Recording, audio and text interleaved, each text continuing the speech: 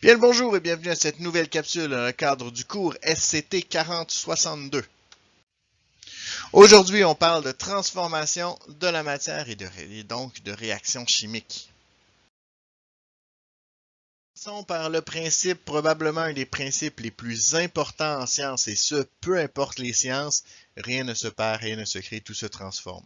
Donc, quand on va parler de transformation, il faut vraiment avoir dans l'idée que ce n'est pas une perte, ce n'est pas un gain, c'est vraiment une transformation d'un type de molécule à une autre, d'une phase à une autre ou d'une situation à une autre, mais je n'aurai pas de perte de matière, c'est vraiment de la transformation de matière.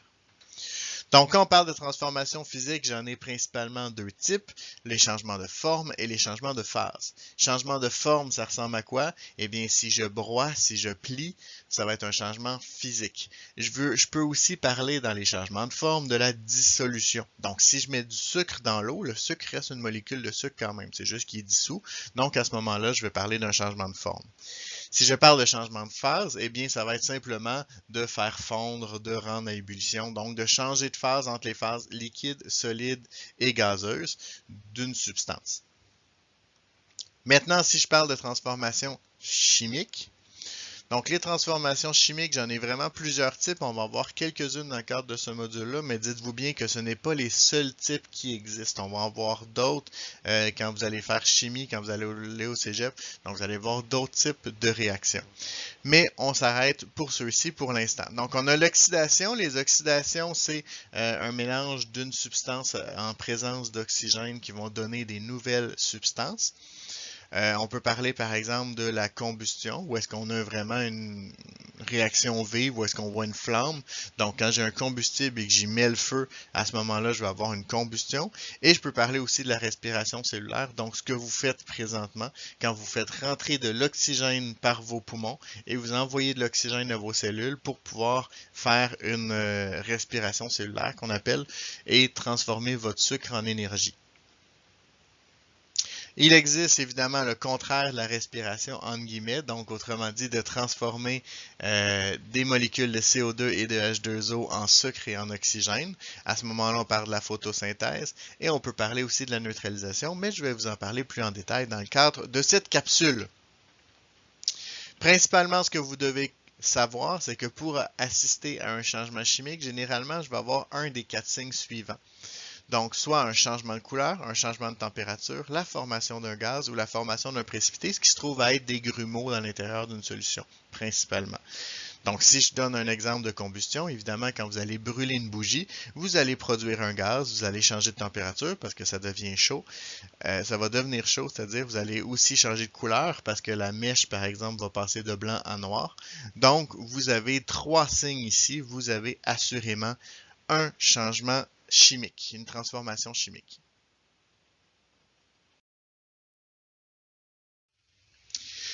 Commençons par la neutralisation acido-basique. En fait, quand on a une neutralisation acido-basique, on va mélanger un acide avec une base et ça va nous donner quelque chose de neutre, d'où neutralisation. Donc, comment ça se passe? Pour commencer, il faut savoir qu'est-ce qu'un acide et qu'est-ce qu'une base pour pouvoir bien comprendre c'est quoi la neutralisation. Donc, un acide, c'est quoi? C'est un ion H+, avec soit un non-métal, comme du HCl par exemple, ou un ion polyatomique, comme par exemple du HNO3. Quand j'ai une base, eh bien, je vais avoir un métal ou un ion NH4+, qui va s'unir avec un ion OH-. Donc, on pourrait avoir par exemple du NaOH, donc un métal avec ion OH-, ou du NH4OH, qui est le seul ion polyatomique positif. Donc, quand on va unir ces deux molécules-là ensemble, ce qui va arriver, c'est que ce qui fait du HCl un acide, l'ion H+, et ce qui fait du NaOH une base, l'ion OH-, vont s'unir ensemble. Et en s'unissant ensemble, ils vont donner du HOH, ou si vous préférez, de l'eau. Il va donc rester le Na et le Cl qui vont s'unir ensemble pour former du NaCl qui est un sel. Donc, je vais avoir un acide et une base qui va donner du sel et de l'eau. Au niveau de l'oxydation, donc on a deux types d'oxydation, l'oxydation vive ou dans le fond la combustion vive ou la combustion lente. Quand on parle de la combustion vive, eh bien c'est quand on va avoir une flamme. Donc, on doit avoir absolument trois choses qui demeurent tout au long de la réaction si on ne veut pas que la réaction se termine. Donc, les trois choses sont les suivantes. Je dois avoir un combustible, donc je dois avoir quelque chose à brûler. Je dois avoir un comburant, donc c'est généralement de l'oxygène. Pas toujours, mais généralement c'est de l'oxygène. Et finalement, on doit avoir de la chaleur. Si un de ces trois éléments-là disparaît, ma flamme va s'éteindre. Donc, par exemple, si j'arrose le feu, je vais le priver le feu de chaleur et en privant le feu de chaleur, je vais éteindre ma flamme. Ou si je mets une grosse couverture par-dessus le feu, en fait, je vais le priver d'oxygène et donc le feu va s'éteindre. Au niveau de la combustion lente, j'en ai différentes sortes. Évidemment, c'est des oxydations. Autrement dit, je vais quand même avoir une réaction en présence d'oxygène. Mais la grosse différence avec la lente, c'est qu'il n'y a pas de flamme. Autrement dit, la réaction se fait beaucoup plus lentement. Donc, je peux parler de la corrosion, donc de la rouille, autrement dit, de la fermentation, donc par exemple la production de vin ou de bière. Je peux parler aussi de la dégradation, donc quand je vais avoir une pomme qui va noircir, donc c'est en présence aussi d'oxygène. Et je peux parler de la respiration. Je vais m'arrêter un petit peu plus lentement sur la respiration. Je vous en ai déjà parlé un petit peu tout à l'heure. Donc, l'idée de la respiration, c'est quand j'ai une molécule de sucre qui va réagir avec l'oxygène à l'intérieur du corps pour nous donner notre énergie qui nous permet de bouger, de parler, de comprendre ce que je suis en train de vous dire. Donc, tout ça, ça se fait, comme je vous ai dit, c'est vraiment une combustion du sucre. Donc, c'est la molécule de sucre qui va réagir en présence d'oxygène pour donner du CO2 et du H2O. Donc, ce que vous recrachez au moment de votre, au moment de votre respiration, donc au moment plus précisément de votre expiration, ce sont deux types de molécules principalement. Évidemment, il y en a plus que ça parce que quand vous respirez aussi de l'azote, puis l'azote ressort, mais elle ne fait pas partie de la réaction chimique. Donc, ce que vous raccrochez au niveau de votre organisme lorsque vous respirez, c'est principalement deux choses, du CO2 et du H2O. Le CO2, on ne peut pas le voir, mais le H2O, si vous soufflez sur une vitre, vous allez facilement pouvoir voir qu'il y a aussi des molécules d'eau parce que ça va former de la buée. Au niveau de la photosynthèse, eh bien, les plantes vont faire exactement le contraire. Donc, eux autres, ils vont avoir du CO2 et du H2O qui vont transformer en molécules de sucre et en oxygène. Donc, les plantes sont super importantes, mais il faut aussi préciser que les plantes respirent. Donc, les plantes font exactement la même chose que nous, seulement pendant la journée. Ils vont utiliser l'énergie du soleil pour pouvoir transformer les molécules de CO2 en molécules de sucre.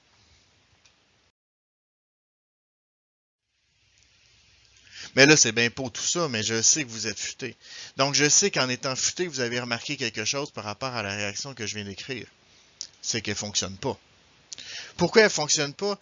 Ben, depuis le début, je vous dis, rien ne se perd, rien ne se crée, tout se transforme, et c'est tellement important, je l'ai laissé sur chaque diapo depuis le début, même si ça me gobait de l'espace.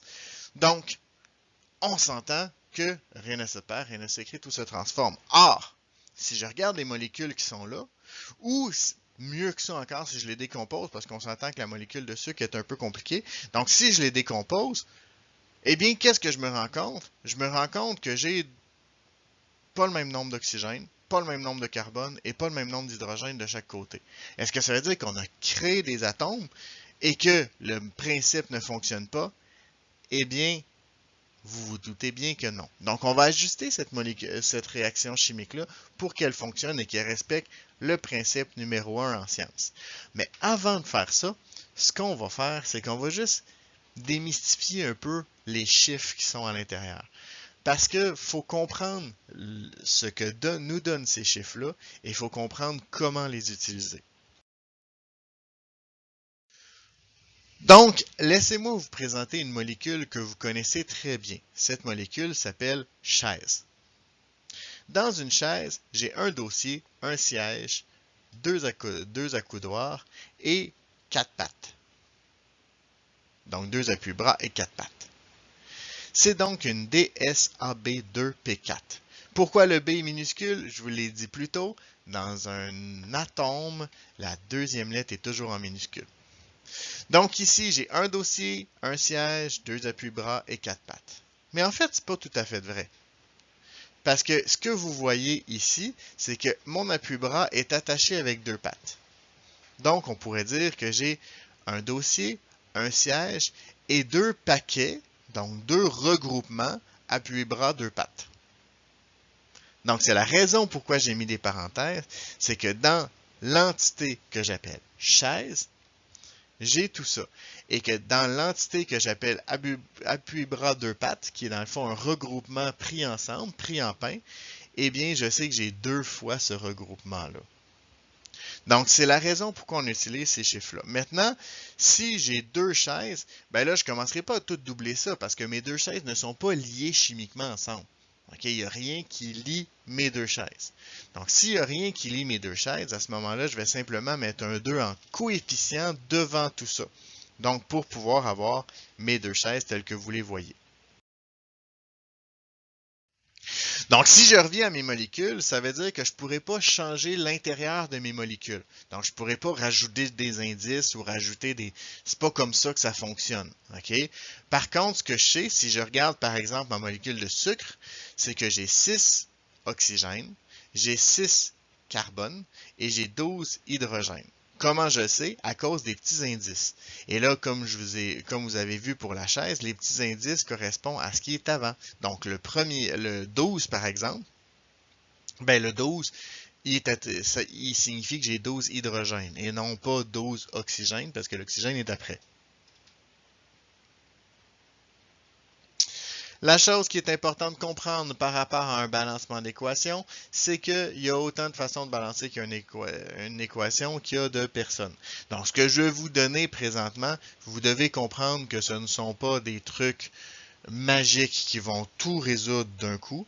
Ce que je vais vous donner présentement, ce sont plus des questions que des réponses que vous allez devoir vous poser pour balancer votre équation. Le premier truc que je vais vous donner, vous commencez toujours par le monstre. Donc, dans ce cas-ci, le C6H12O6, c'est la première molécule que je vais vouloir balancer. Le deuxième truc que je vais vous donner, c'est vous finissez par l'atome qui est partout. Dans ce cas-ci, l'oxygène est partout. Je ne veux pas y toucher pour l'instant. C'est le dernier atome, le dernier élément que je vais balancer. Donc, j'ai du C6H12O6. Je vais commencer par balancer mon carbone. Je vois que j'ai 6 carbones à droite et j'ai seulement un carbone à gauche. Je vais donc devoir rajouter un coefficient, pas un indice, ce qui va multiplier non seulement mon carbone, mais aussi mon oxygène. Okay? Donc, il ne faut pas oublier que je multiplie aussi mon oxygène. Je me retrouve donc à avoir 6 carbones et 12 oxygènes.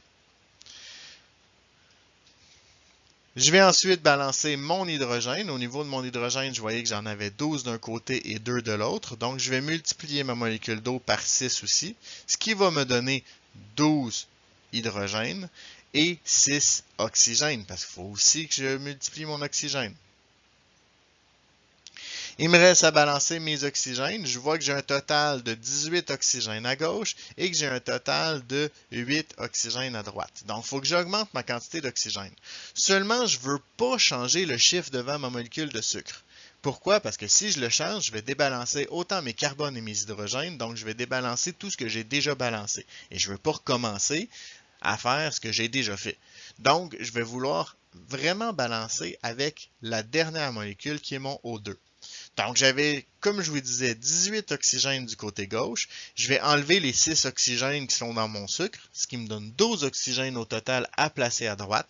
Donc, si je le multiplie par 6, je vais me retrouver à avoir ces 12 oxygènes et donc mes oxygènes sont balancés.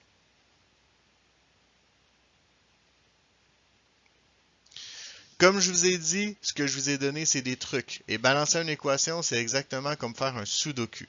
Autrement dit, je peux vous donner des trucs, je peux vous donner des questions à vous poser, mais ça ne veut pas dire que c'est une méthode universelle. Donc, ça va vraiment dépendre de l'équation que vous avez devant vous. Donc, les 3 trucs que je vous avais donnés, en fait, je vous en ai donné 2. Le troisième, je vous le donne maintenant. Donc, on commence jamais, en fait. On ne commence pas par l'atome qui est partout. On commence toujours par la plus grosse molécule et on garde un œil sur ce qui doit être pair. Donc, laissez-moi vous donner quelques exemples juste pour être sûr que ce soit bien clair. Donc, ici, j'ai la combustion du propane. Je divise tout ça parce qu'évidemment, vous ne dessinerez pas nécessairement les petites billes à chaque fois. Donc, je divise tout ça et je vais commencer par le propane, qui est la grosse molécule. Donc, on commence toujours par la grosse molécule. Et dans cette molécule, je commence par le carbone. En fait, j'aurais pu commencer par le carbone ou l'hydrogène, ça change absolument rien. J'ai décidé de commencer par le carbone. Donc, j'ai 3 carbones à gauche, je dois avoir 3 carbones à droite. Je vais donc multiplier tout ça par 3, ce qui me donne mes 3 carbones. Ça, c'est correct. Je vais passer à l'hydrogène. Au niveau de l'hydrogène, j'ai 8 hydrogènes à gauche et 2 à droite. Donc, je vais multiplier ça par 4. Et il me reste donc à balancer mes oxygènes. J'ai 3 fois 2 plus 4 fois 1. Donc, 3 fois 2, 6 plus 4 fois 1, 4, ce qui me donne un total de 10 oxygènes à placer. Je vais donc devoir placer un coefficient 5 devant mon O2 pour pouvoir avoir mes 10 oxygènes. On va se donner juste un dernier petit exemple pour être sûr que tout fonctionne bien. Donc ici, j'ai du C4H10 plus O2 qui donne CO2 plus H2O. J'ai encore une combustion. C'est pas parce que je suis pyromane, je vous rassure, c'est simplement parce que c'est facile de vous montrer ce que je veux vous montrer avec des combustions, simplement. Donc ici, je commence par la grosse molécule qui est mon C4H10. Vous commencez à comprendre le principe, donc je vais aller rapidement. Je commence par mon carbone parce que j'aime bien commencer par mon carbone. Encore une fois, j'aurais pu commencer par l'hydrogène, mais pas par l'oxygène. Donc vraiment le carbone ou l'hydrogène. Donc je vais aller placer mon 4. Par la suite, je vais aller faire mes hydrogènes. Je sais qu'ils sont en paquet de 2, donc 10 divisé par 2, ça donne 5. Tout est beau. OK, ça va bien. On y va avec l'oxygène. Au niveau de l'oxygène, j'ai un total de 4 fois 2 plus 5 fois 1, ce qui donne un total de 13 oxygènes. Je vais le placer de l'autre côté, je le divise par 2. Oups! 13, ça ne se divise pas par 2. Donc, j'ai un petit problème technique. C'est là où est-ce qu'on va utiliser le troisième truc que je vous ai donné. Donc, on garde toujours un œil sur ce qui doit être pair. Donc, pour régler le problème, ce que je vais faire, c'est que je vais multiplier par 2 tout ce qui est déjà balancé. Donc, pas toute la réaction, mais tout ce qui est déjà balancé. Qu'est-ce qui était balancé? C'est mes carbones et mes hydrogènes. Évidemment, je ne veux pas les débalancer, donc si je les multiplie tous par 2, à ce moment-là, je sais que je vais rester balancé quand même. Donc, c'est la raison pourquoi je les multiplie. Et donc, ça va me donner, évidemment, en multipliant mes carbones et mes hydrogènes, je vais aussi affecter mes oxygènes. Donc, ça me donne 8 fois 2, 16, plus 10 fois 1, 10, qui me donne un total de 26 oxygènes. 26, là, ça se divise par 2. Donc là, je vais être correct. C'est ce qui va me permettre d'aller placer mon 13 au niveau de mon 2. Et je suis balancé. Donc, je vous rappelle, quand vous balancez et que vous devez diviser par 2 et que vous ne pouvez pas le faire, donc je vais tout multiplier ce qui est déjà balancé pour pouvoir effectuer mon balancement comme il faut. Et c'est ce qui met fin à cette capsule. J'espère qu'elle vous a plu. Vous êtes maintenant les experts en balancement d'équations. À vous de surpasser le maître.